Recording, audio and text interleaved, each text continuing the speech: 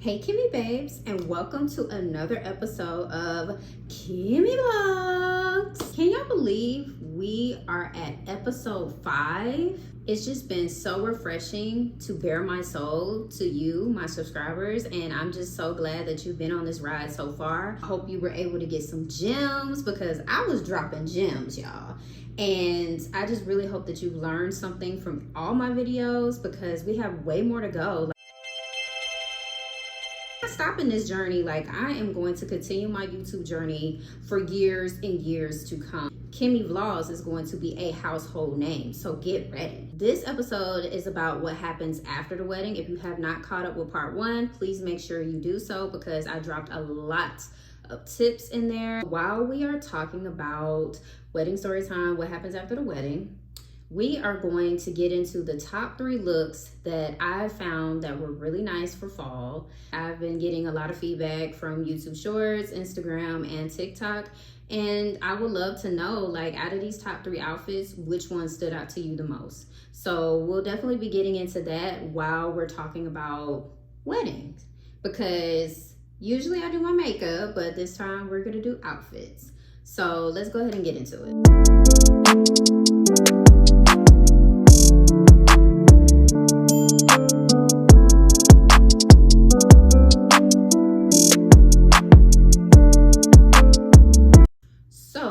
What happens after the wedding is a lot of things. First of all, you are on that bliss of, oh my God, I just got married. After you get married, you just on that honeymoon phase, like, oh my God, I'm so in love. I just married you. We are good. You're still going to be on that high as if you just got into a relationship with them, even though you've been with them all this time or however long you've been with that person.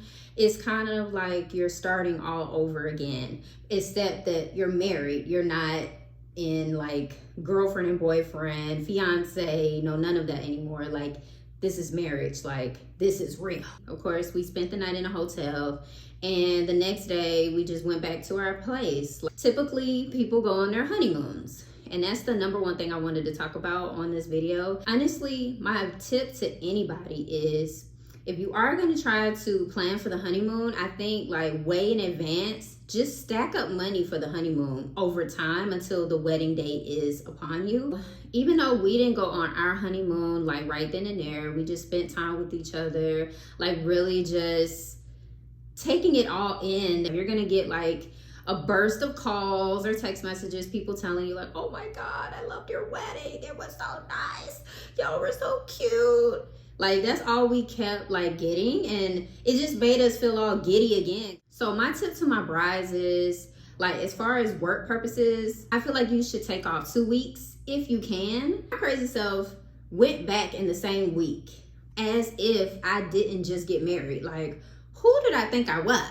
So I wanted to showcase the top 3 fall looks that I am loving this fall. This is outfit 1. What do y'all think of this? First of all, I'm gonna turn around, give y'all back view, and then I'm gonna give y'all front view. I love me a cute Shacket, and I got this from Fashion Nova. It definitely gives you an oversized look.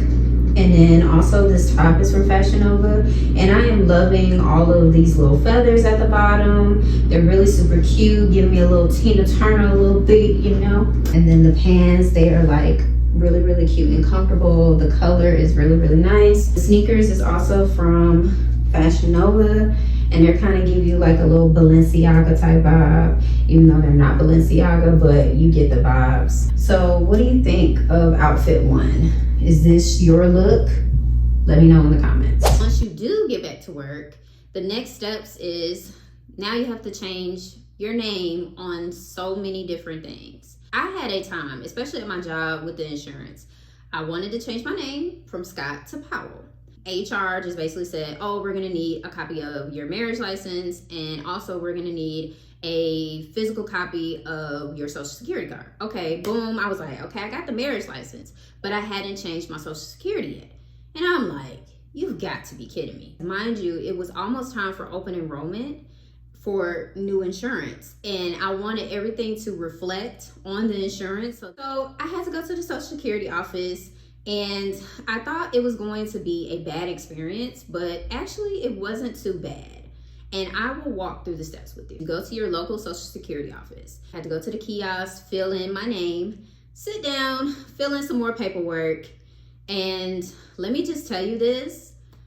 If you don't have your parents' Social Security numbers, make sure that you have that on you. And I will never forget that I was in a building that had no service. So if I wanted to call my mama up or my dad up, like, hey, I need your Social Security number, I wouldn't have been able to. I'm glad that I have all of that stuff already. I filled out the form.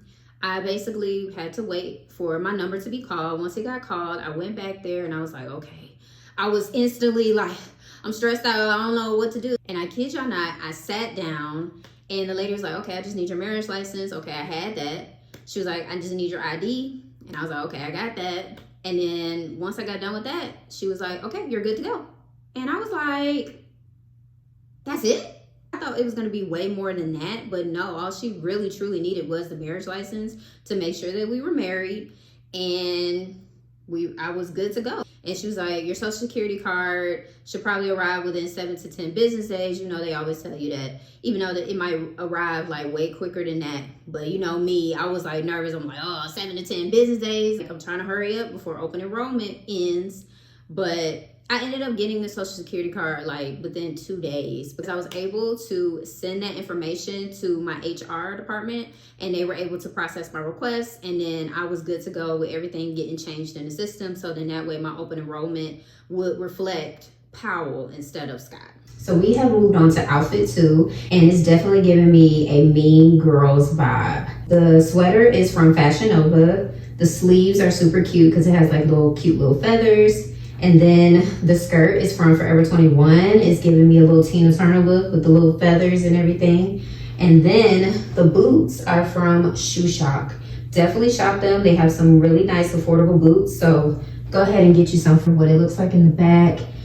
The purse is from Forever 21. Forever 21 has some really cute purses, y'all. Do not sleep on them. I also have my shades from Fashion Nova. I love me a cute cat eye, and it just brings out the overall look of this whole entire fall look. So let me know, is this your look? Let me know in the comments. So after dealing with Social Security and everything, I was like, okay, well, let me go ahead and just move on to the license. That was a task because if anybody knows, no one likes to go to the DMV.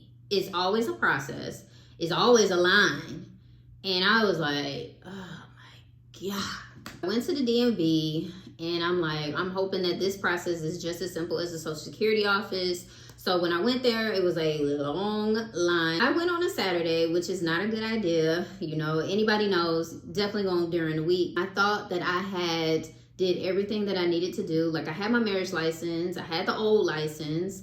Shoot, I even had the Social Security card just in case. So I told the attendant what I needed done. And so the attendant was like, oh, well, we need you to fill out a form. I was like, how many more forms? I filled out the form on the computer. And it was just mainly just saying like, what am I here for? What am I trying to do? So I did that. I got my number. I sat down. I was like, Lord, I'm about to be in here for decades. But it honestly didn't take too long. I went up to the attendant. And y'all won't believe what I had to deal with that lady. I had an attendant that literally wanted to ask so many questions. And I was like, okay, like I just came here to get my license changed. I don't want no other conversation. I just want to get this done so I can get up out of here. Because it is a Saturday. I wanted to go live my best life. I got up to the window. She was like, hey. I was like, hey. And she was like, oh, you getting your name changed? I was like, yeah, I am. And then she was just like, oh, so how does it feel?